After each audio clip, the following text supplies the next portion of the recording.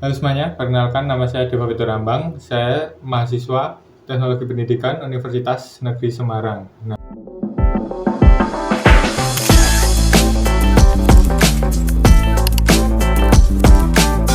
Pada kali ini saya akan menjelaskan tentang korelasi teori humanistik dan salah satu masalah yang ada di dunia pendidikan pada baru-baru ini. Beberapa waktu lalu, masyarakat dihebohkan dengan salah satu kasus tentang siswa yang merokok di salah satu sekolah di Lebak, Banten.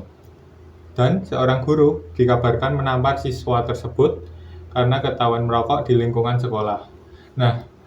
Tidak lama dari kejadian itu, ratusan siswa yang ada di sekolah itu pun mogok sekolah dan menolak masuk sebagai bentuk seperti protes ataupun solidaritas terhadap temannya yang telah ditampar oleh kepala sekolahnya. Kasus ini pun menyebar luas, viral di mana-mana, lalu memunculkan banyak pendapat yang saling bertolak belakang. Ada yang membela gurunya karena ia ingin menegakkan disiplin, ada juga yang menilai tindakan itu terlalu berlebihan karena tidak pantas terjadi di dunia pendidikan.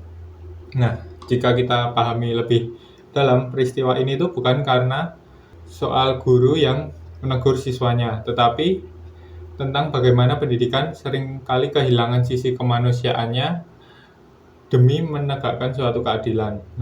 Guru di sini pun ingin mendidik sebenarnya, tapi kadang-kadang lupa bahwa cara mendidik itu juga dapat menentukan hasil dari apa yang ia lakukan. Sementara siswa itu menuntut kebebasan, tapi belum tentu memahami tanggung jawab di balik apa itu kebebasan yang ia maksud. Hal seperti kasus itu dapat kita pahami melalui teori belajar humanistik, yaitu sebuah pandangan yang melihat proses belajar sebagai cara manusia untuk berkembang secara utuh, baik pikiran, perasaan, maupun nilai-nilai kemanusiaannya. Teori ini menekankan bahwa belajar bukan hanya soal menambah pengetahuan, tetapi tentang menjadi manusia yang sadar dan bertanggung jawab atas dirinya sendiri. Dalam pandangan ini, setiap siswa dipandang memiliki potensi yang baik dari dalam dirinya sendiri. Tugas seorang guru bukan untuk memaksa siswa untuk dapat berubah, tetapi membantu mereka untuk menemukan kesadaran dan keinginan untuk tumbuh menjadi siswa yang lebih baik. Guru itu tidak ingin di siswanya itu jadi jelek, berkepribadian yang tidak baik gitu. Guru tidak lagi berperan sebagai penguasa kelas, melainkan sebagai pendamping yang menciptakan suasana belajar yang aman, hangat, dan menghargai setiap individu. Namun pada kasus yang terjadi di Lebak, Banten ini, nilai-nilai itu tampak seperti hilang gitu. Guru memilih menegakkan kedisiplinan dengan amarah, sementara siswa menuntut keadilan tanpa memikirkan tanggung jawabnya sebagai pelajar. Padahal dalam pendekatan humanistik, disiplin tidak harus datang dari rasa takut, melainkan bisa tumbuh dari kesadaran tiap individu. Menegur siswa bukan berarti dapat memperlakukan dengan semena-mena, seperti menyakiti ataupun mempermalukannya, tetapi dapat membantu mereka gitu dalam memahami mengapa sesuatu itu dapat dianggap salah dan bagaimana cara memperbaiki agar dapat menjadi lebih baik gitu. Jika pendekatan ini diterapkan, guru yang menemukan siswanya merokok itu tidak langsung menampar ataupun memarahinya, tapi seharusnya dia dapat mengajak dialog ataupun sesuatu yang tidak harus dengan kekerasan. Guru itu bisa kayak bertanya gitu, kenapa kamu melakukannya, ataupun apa yang kamu pikirkan pada saat kamu melakukan itu. Pertanyaan seperti ini tuh bukan hanya untuk membuka ruang komunikasi gitu, tapi memberikan ruang bagi siswa untuk merenung dan menyadari bahwa kesalahannya itu salah gitu. Perubahan yang lahir dari kesadaran ini yang akan bertahan lama, bukan perubahan karena takut untuk dihukum gitu. Sebaliknya, siswa itu juga perlu tahu bahwa kebebasan itu tidak berarti bisa melakukan apa saja yang ia mau. Kebebasan sejati itu adalah kemampuan untuk memilih dengan tanggung jawab.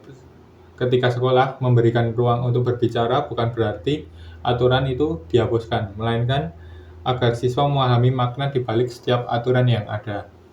Disinilah proses belajar yang sesungguhnya terjadi ketika seorang menyadari nilai dari setiap tindakannya. Pendidikan yang berlandaskan pada semangat humanistik itu akan membuat sekolah menjadi tempat yang menumbuhkan, bukan menjadi sekolah yang menakutkan. Guru tetap mempunyai wibawa sendiri, tapi bukan karena ditakuti, melainkan karena dihormati. Sementara siswa merasa aman untuk belajar, berpendapat, dan berkembang tanpa ia merasa takut. Disiplin itu tetap ada, tetapi disampaikan dengan pendekatan yang lebih baik seperti kasih ataupun empati.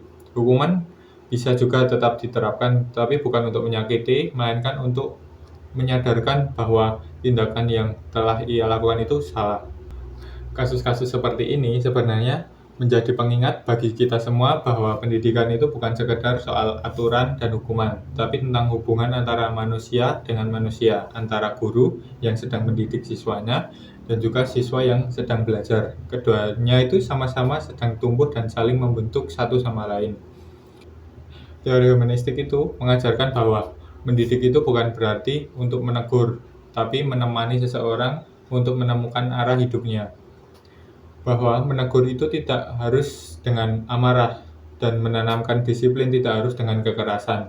Karena setiap manusia, sekecil apapun istilahnya, tetap layak untuk diperlakukan dengan hormat dan mengasihi gitu. Pada akhirnya, pendidikan sejati itu bukan tentang menghasilkan murid yang patuh, tetapi manusia yang sadar. Sadar akan dirinya, sadar akan tanggung jawabnya, dan sadar akan makna dari setiap perbuatannya. Humanistik itu bukan berarti membiarkan, tapi membimbing dengan hati.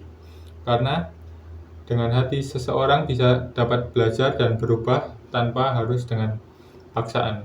Nah, itu sekilas tentang korelasi antara teori humanistik dan masalah yang ada di pendidikan pada saat ini. Sekian dari saya, terima kasih.